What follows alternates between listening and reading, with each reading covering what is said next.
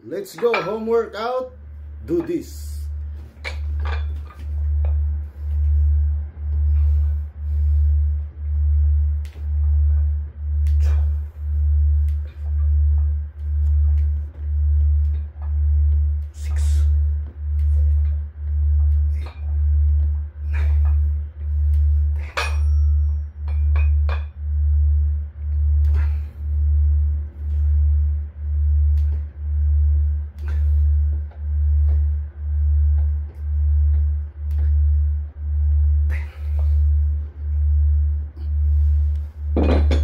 So, ganun lang ang pag-pump ng ating shoulder.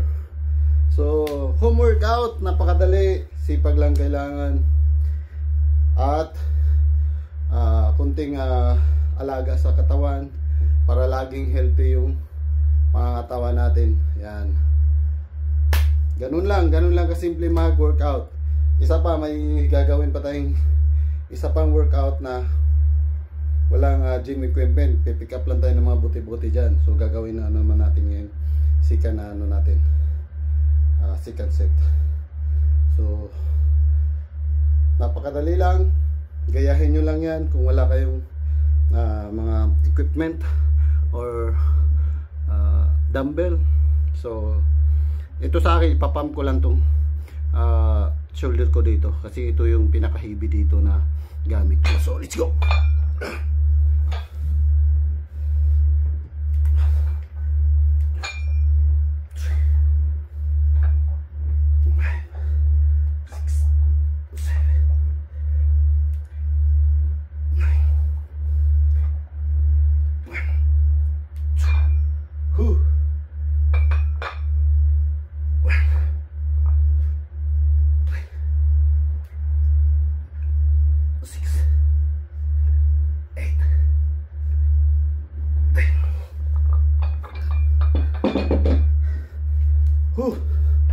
So napakaganda sa ating shoulder home workout.